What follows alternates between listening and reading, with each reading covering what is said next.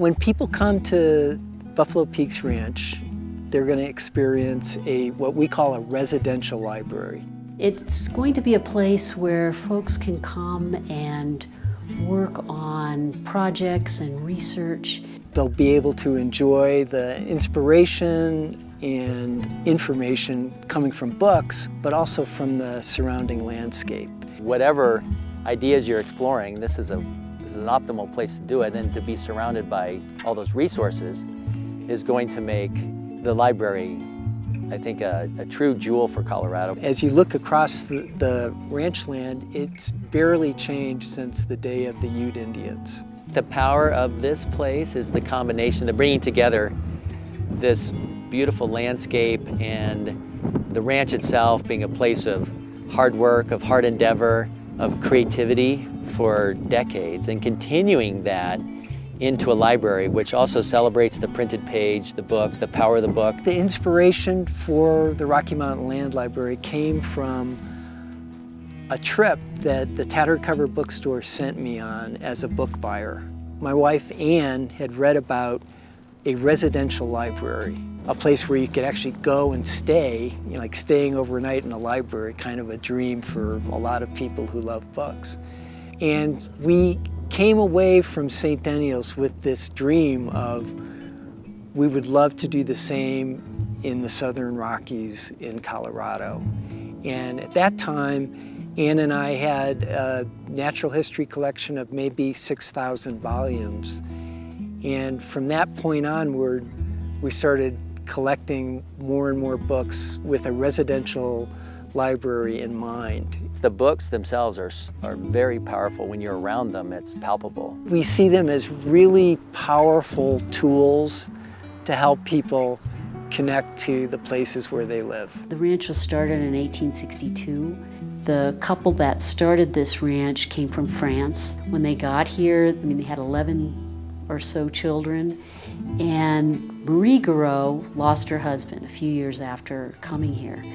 And she was left with this fledgling ranch and all those children. And that woman built up this ranch into a 5,000-acre ranch. Very enterprising woman. She's kind of the woman in the West. It's a big question. What do you do with these ranches in Colorado? You can't. Well, some people are advocates of just letting them be. Some people really want them restored. The ranching, that old use is not there anymore. So you need to find new uses for these spaces, but do it with integrity and historically preserve the buildings, but find new ways to use them. We're hoping to take one building at a time and make it habitable for residents, for a dining hall, for a library. And that's already started this summer. We had a huge boost from HistoriCorps. Just a wonderful fellow nonprofit.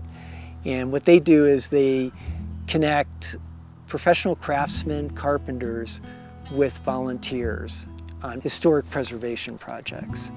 And they took on the re-roofing of two key buildings here at the ranch, the bunkhouse and the cook's house. People from all across the country came, gave up a week, and they called it vacation, but it looked like a lot of hard work to us, and it was. So we decided to have a Leopold Building Bench Day. Aldo Leopold, author of Sand County Almanac, one of the seminal books for conservation, and he was the inventor of the land ethic. He built this very simple bench. It has since become the bench to build for nature centers and those kinds of places throughout the country. Now we can scatter them throughout the ranch and just create these places in the landscape.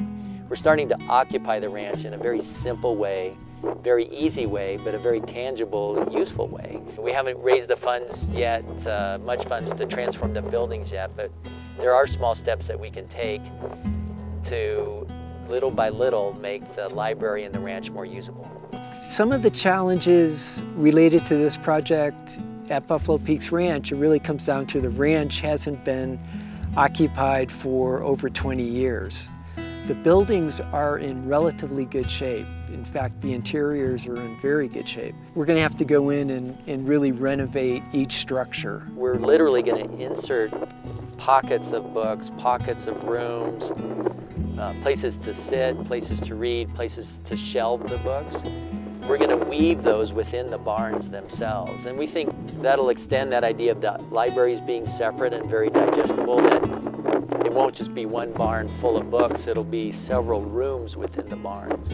We don't have experience in renovation or architectural design, but we're working with the University of Colorado, and they're providing all of that expertise and energy. In working with the students, we would talk a lot about how you might build a building inside the building, just how to preserve that integrity. How do you make something new and viable that didn't have to perform to this high a level? I think the full vision of the land library would include putting in a sizable library in just a truly gorgeous old horse barn on this property. The students loved this building, and there's a lot of work that would need to be done to it, but it's got really good bones. Our goal for next spring is to have at least 7 platform tents put up, and they're a tent that has a wooden floor with a wooden structure and canvas spread over the top. And they'll be placed in the outdoor horse stalls that are already existing to create like a yard and a tent for individual people to come up and stay. Jeff and Ann are such fabulous people, I know. Those two are such a gift to this whole process. It really wouldn't exist without their just love. They have this unabashed love for what they're doing, and it's not really about the status or creating something, they just want it to be. We just keep moving forward. We don't know what's ahead, but by doing that, we've met so many wonderful friends and supporters. And so the land library that did start as the dream of 2 people has gone way beyond that.